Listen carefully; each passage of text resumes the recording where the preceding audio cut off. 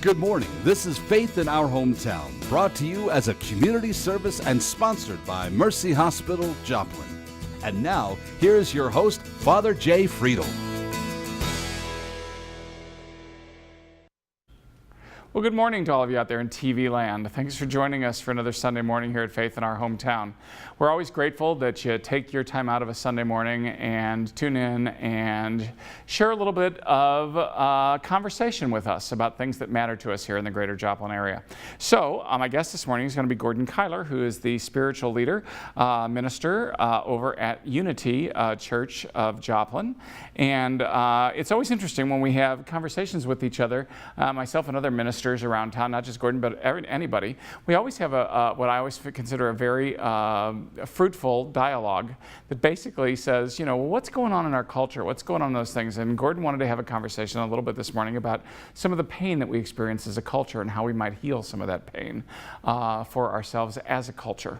So I said, that sounds like a great topic for the show. So I said, come on, let's talk about it. So we're going to be right back after this Mercy Minute, and stay tuned for Gordon Keyler and talking about how to maybe heal some of the spiritual pain of our community and our society. In Ireland, the first Sisters of Mercy were called the Walking Sisters because every day they went out in search of women and children who needed healing or help. Mercy continues to answer the same call, dedicated to the health of every woman who comes to us for care. Mercy, in every era, your life is our life's work. Learn why we serve at mercy.net/legacy. When they discovered there was no hospital, the Sisters of Mercy built one, as they had so many times before, offering healing and hope on the edge of the frontier. Mercy continues to answer the same call, to bring care wherever you or your child need it most. Mercy, in every era, your life is our life's work. Learn why we serve at mercy.net/legacy. Again, thanks for sticking with us on a Sunday morning. It's always good to have you with us. Again, my guest this morning, Gordon Keyler from the Unity Church of Joplin. Gordon, it's always good to have you back. Nice it's been to be a little back. while since we've had you on. It has. And when we were looking for topics to talk about, we all sit around and kind of like scope out what's going on in our society, scope out what's going on in our area and those things. And this is one of the ones that you brought to, said, let's talk about this. And I'm glad that you did. So let's talk about it. What do you see going on in society in terms of that pain perhaps that's bubbling up? Well, to back up just a little bit before, as a minister, I have people coming to me all the time saying, Gordon, I just can't handle what is happening in our country today with the tweets and the name calling and all the turmoil we're seeing bubble up in our culture right now. And so I got to looking at it and I said, what is really going on? And over the course of the last 18 months or so, through a lot of prayer and meditation, a lot of questioning, I've come to realize it's not about politics. It's about our cultural mindset and some of the baggage, if you will, that we carry as a people. I used to be a history teacher, taught history for many years, and so I said, all right, where did it come from? What's really happening? And what I've begun to realize, at least in my opinion and from my observation, is happening is we are at a unique point in our history as a people. We have been a warlike people. You can't deny that. We've had 225 years of our history has been as a nation, as a people at war. And yet some of those wars were inevitable, and some of those wars probably were necessary. A lot of them probably weren't. But what's happened is, I think it's become so ingrained into our psyche as a nation, as a people, that we've kind of lost sight of the possibility of what we say in Unity, co-creating a world that works for all. I believe on a previous show, we were talking about the pillars that mercy has, dignity and justice for all people. How do we heal that? How do we heal this pain that we have inflicted on ourselves through our consciousness of violence, of war, of not really being able to hear one another in our own communities, not being able to hear each other around the world. You know, I think, you know, it's interesting as I watch some of the narrative that plays itself out around the country and around the world, I feel kind of blessed to be in Joplin in some ways. Yes. Because, you know, I don't know that now I do think I think we got broken areas among us too. Do. Don't get me wrong. But I am going to tell you that I don't think that we are quite as stirred up as a lot of the rest of the culture and a lot of the rest of the world in terms of our, I'm just going to use the word dis-ease. Yeah. Okay, I mean, you know, we are not at ease. We're just not at ease as a world or as a culture. Here in Joplin, it's a little. I think we're a little better. I think we're ahead of the curve a little bit on some of that. Although I do think there are some areas that we do that, but where we still need some healing, because I do think that when you get down below the surface, you know, we can find pockets where we just aren't right, or we don't feel right, or we don't feel like things are as they should be. But I think you're onto something. I sense that and see it more at the meta level than I do right here in Joplin. So let's put some meat on this. Let's talk a little bit. So what parts are you seeing that you really want to name and try to go after in terms of the healing? Particularly, as a culture, as I said, we tend to be, we have a warrior mentality. We have been warriors since our inception as a nation. And I believe it goes back way beyond that. As a species, we're a warrior people. And yet I recall the words of Jesus when he said things like, "He who lives by the sword will die by the sword." Everybody, you know, one of the big arguments we're having in our culture right now is guns. And I'm not against guns. I have owned guns in my lifetime. Just because I like to target shoot at one point in my life, I can't see good enough to do it anymore. But it's almost become an obsession, an addiction, if you will. And what does that say about us? When I think about the words Jesus said, "He who lives by the sword will die by the sword," and I look at a people that is clinging to this idea of, oh, I've got to have more guns and more guns and more guns. And when we try to have a discussion about it, what people hear is, "You're going to take away my guns." And what people are trying to say, I think, often is, let's be sensible about what we do with them. Let's be sensible about what we do with everything in our culture. So how do we have those conversations? How do we listen to one another? In our own community, I think we are, as you said, much better off than other parts of the country. It's one of the things that drew me to Joplin a few years ago, was there is this caring and this, I believe, undercurrent of wanting to grow, wanting to become kind of like an example for the surrounding area of what is possible. And at the same time, there's work to do even here.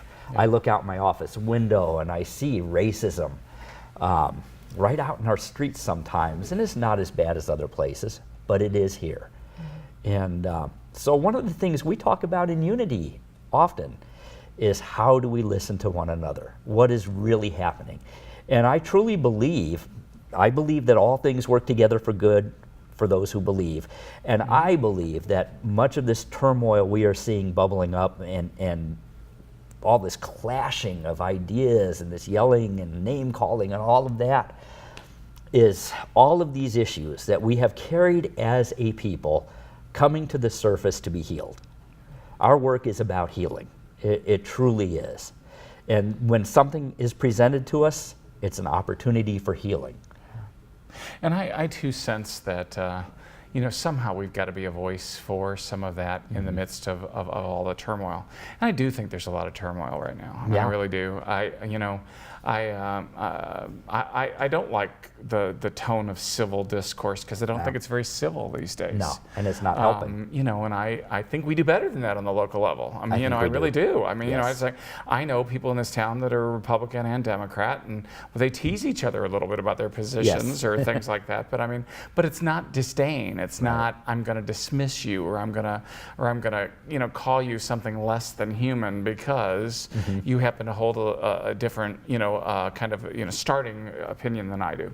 I think we got to continue to try to speak to the way we engage each other, and to me it is a little disturbing, that nobody seems to want to do anything together, or to even realize that's always been the nature of civil discourse, is to that we're all going to have to give a little to compromise to come to something more.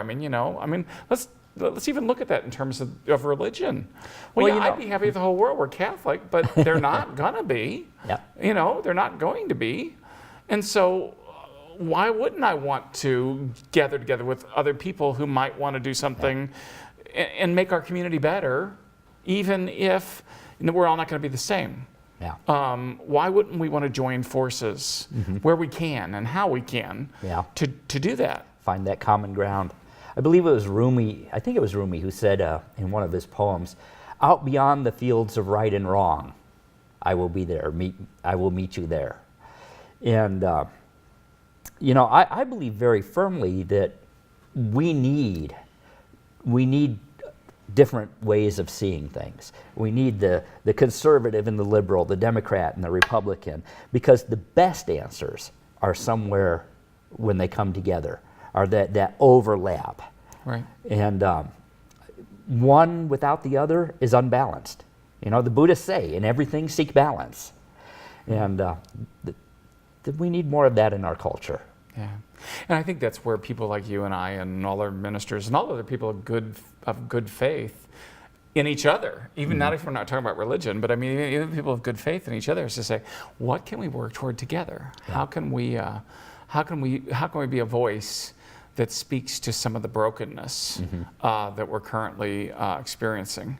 And there does seem to be a lot of it. I don't know why suddenly it's just kind of reared its ugly head. So you've been thinking a lot about this. I have. Yeah. Yes, and actually, as a movement, Unity has been thinking about this. And as I said, part of our mission statement is to co-create a world that works for all. That's a tall order, and probably not going to be accomplished anytime in the immediate future. But if we begin if we begin to take steps and hold that idea, okay, what can I do to co-create a world that works for all, a world that works for the disenfranchised, a world that works for the businessmen, the entrepreneurs, a world that works for the hungry, a world that works for those who are well-fed. Everybody has needs. And even we look and we say, well, these people, they don't need anything, or they have everything they need. And even they have needs. How do we meet those needs? How do we discern what the needs really are? Is the need just feeding somebody, or is the need changing the consciousness so that there is no longer a lack of food for anybody? It's not even an issue anymore. Is the need protecting what somebody has, or is the need overcoming the need for them to be fearful of losing what they have? Fear is a big part of what we're seeing as well. Well, my guest this morning is Gordon Keyler. We're talking a little bit about the pain that we experience as a world, the pain that we experience as a society, the dis-ease or the discomfort that we have, and what is our illness? What is our real illness that we're trying to in some ways get to? So we're going to take a real short break. Don't go away. I'll be right back with Gordon right after this quick break. This is Faith in Our Hometown. Don't go away. You're watching Faith in Our Hometown on KSN TV, brought to you as a community service and sponsored by Mercy Hospital, Joplin.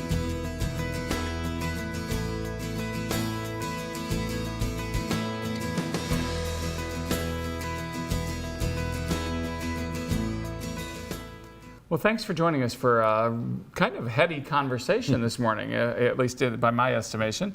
This is kind of rough for early on a Sunday morning, but I think we can agree that there are some underlying ills of society right now, and how do we get to them? How do we help heal them? Because in so many ways, that's our job as I think as believers, and certainly our specific job as ministers, trying to minister to a world in some ways that's broken. How do we get to some of that? How do we do the healing? What do you think?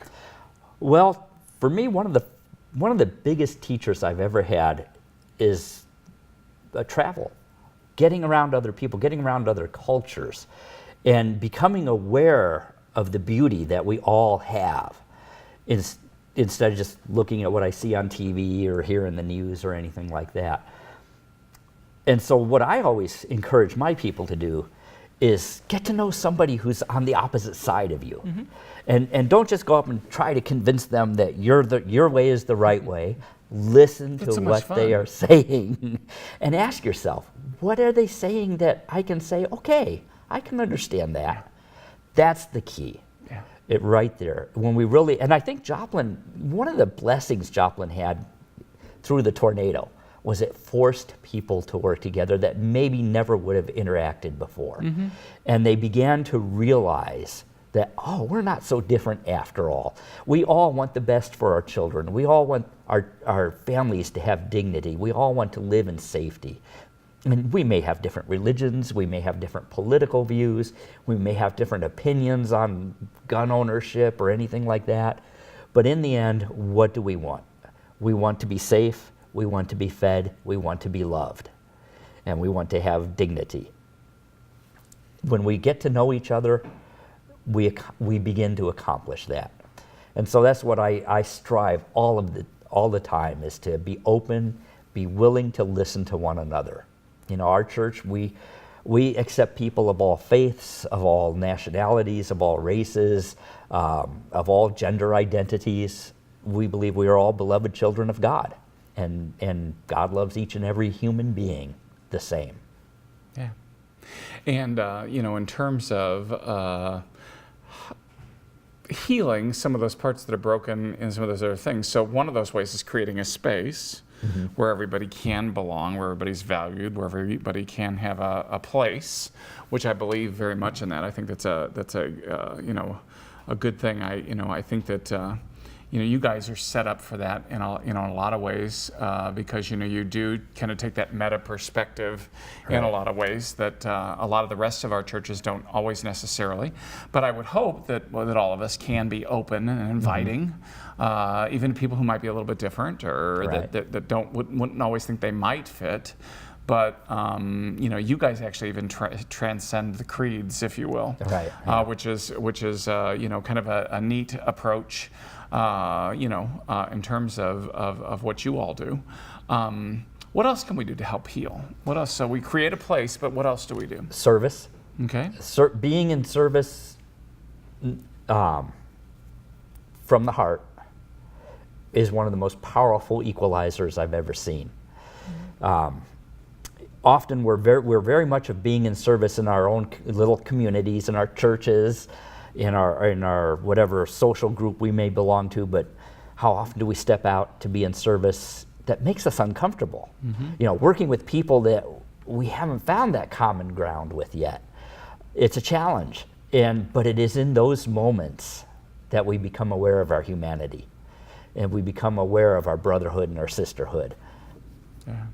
And I think sometimes even having those conversations, I mean, that's one of the blessings to me for doing the show, is that I get to talk to all kinds of people that I might not otherwise get to talk to, because we're all so busy doing our own thing in our own place and in our own little bailiwick, you know.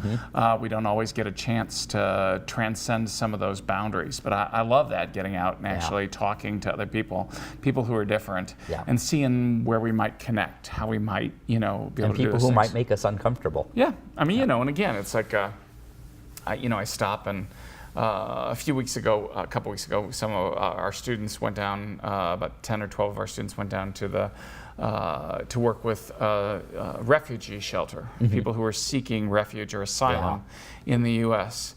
And one of the things they always do is they always go to the border and just like kind of look at the border. Trust me, when I was doing this 20 years ago, we could actually see people crossing the border. Yes. You know, but not anymore. But you know, as they look, and then they engage the the border patrol, and they just ask questions. I mean, I say, don't be antagonistic, don't pick fights, but go talk about what they feel about protecting the border, and that's their job. And and again, they feel like they are protecting the United States, and I mean, so it's again trying to get out there, talk to those things, and then talk to the refugees and figure out why they actually are seeking asylum in the United States. So again, it's all a stretching. And again, some of my peers and sometimes even their parents look at me like, "Are you crazy?" To do all this. Because again, I don't always come away with all the answer. Oh yeah, no. I don't come away with the answer. Sometimes I come away with tons more questions. Yep. But at least I'm trying to figure out, and at least I stand in a place where I can understand why somebody would want to seek asylum. I understand why people want to protect the borders. I understand why. I mean, sometimes it's like, am I, by stepping aside, am I violating my positions or my values? And I don't think so. Yeah. But at least I'm hearing what some of the other people on a different part of the argument are saying. Yeah. And I do think that connecting is a very important thing. And talking to people that'll make us think or at least see a different position, or at least consider another explanation that maybe I hadn't heard or was even willing to consider before then. Yeah. All right. So create. Go ahead. I was going to say, we put out in front of our church a little pantry. As you've probably seen the little libraries that people put out with the books. Well, we decided we're going to put one out that has food in it, and it's tough to keep it full. Let me tell you, but it's interesting what happened. I've gotten to know the people who use it. And these are people who you don't normally notice in a neighborhood. They're hungry. And they're not the people who will be out. If they are out on the street, people are usually looking at them and calling the police or something. But when you start talking to them and you learn their stories, it's fascinating. Many of them are in that position through no real fault of their own. Many of them are in that position because of their family challenges. Some of them are in that position because of drug addiction and alcoholism, but they all have a story, and they all have something they can teach us and ways we can offer ourselves to them. It's beautiful when you do it. It's hard sometimes. And I don't say we always do it perfectly. No. It's these are challenging times. It's uncharted water. And but the brave are the ones who step into it and say, let's figure it out. Okay. So making a space, having the conversations, getting challenged. What else can we do to heal this mess that we're a part of? A lot of prayer. Amen, brother. And be willing to pray with others.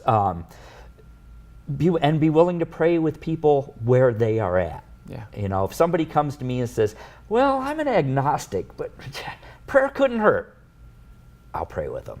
Yeah. I've had people come to me and say, well, I'm a Buddhist. I know how to pray Buddhist. Well, I mean, I guess this is not a difficult issue for me. I guess I spent so much time in higher ed that now I pray like a Catholic when I get going and just. But I've been in higher ed long enough to realize that sometimes you just open up the space and allow everybody to do their own praying, and then you just sit together and have some of that silence. Yeah. You said something right there that really resonated. Sit together and have silence. We're so used to yelling at each other. But when you sit with somebody and you just sit and you just appreciate them, in those moments, miracles can happen. Sure. I've sat with people and they'll be sitting there and all of a sudden they break into tears. And that's when you've broken through the shell. Yeah.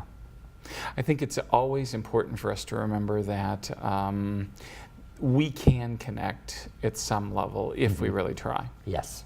If we allow it, we can smile connect at some level. Yeah. Connects. I mean, that's just the human connection. Yeah.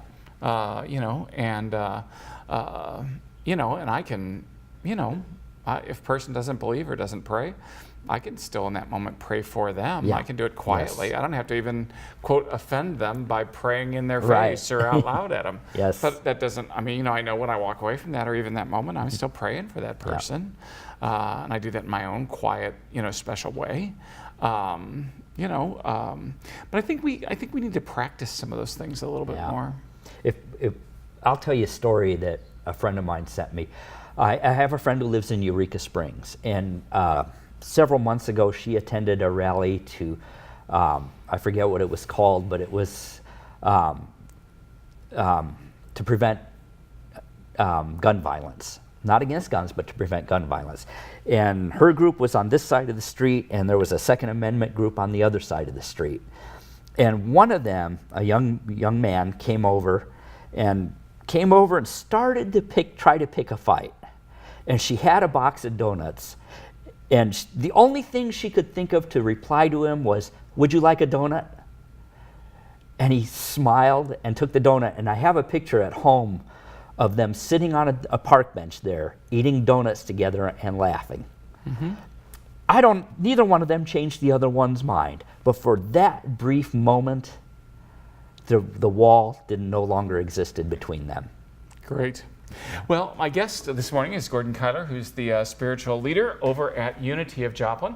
We've been kind of a highfalutin in our conversation this morning about trying to figure out maybe ways to how to heal the world.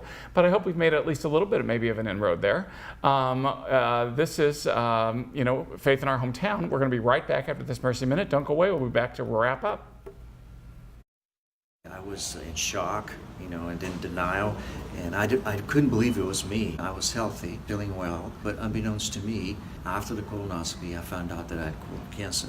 My name is Mario Guerrero. I'm an ethicist. I help people that are in a hospital and the medical staff process some difficult situations. In this case, it was the other way around. Well, I'm glad they caught it earlier. On my 50th birthday, I had a regular checkup. I wasn't concerned because I felt well. No family history of this type of cancer, and yet I developed this type of cancer. During the process of the colonoscopy, they were able to remove that polyp. And having that done within the hospital setting, they can just address all the issues right there and then. I'm a great believer in early detection. This is such a silent disease, and you really don't necessarily have symptoms. Go get checked. Follow up with your physician. Don't wait. Well, sometimes we see issues or problems in the world, and sometimes we don't think there's anything we can do about them. But I think it's always good to remember that we can maybe do something about them on our own level or on the local level. Our conversation this morning has been exactly that kind of a conversation, saying, what can we do to maybe heal some of the ills of the world?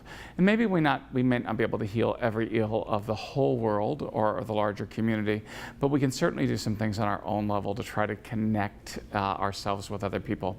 We can open up spaces where people feel comfortable. We can figure out a way to have a conversation where we can hear one another, even if we're not going to agree. We can certainly pray for each other and pray for the whole mess. Even if we don't necessarily agree with the other person on who we're praying to or how we're supposed to go about it. But nonetheless, we can do those things as people who join together in goodwill for each other. That's what Faith in Our Hometown is all about. So join us next week for another episode. Have a great Sunday. God bless. Thanks for watching. Faith in Our Hometown can be seen Sunday mornings at 6:30 and 9 a.m. on KSN. Brought to you as a community service and sponsored by Mercy Hospital, Joplin.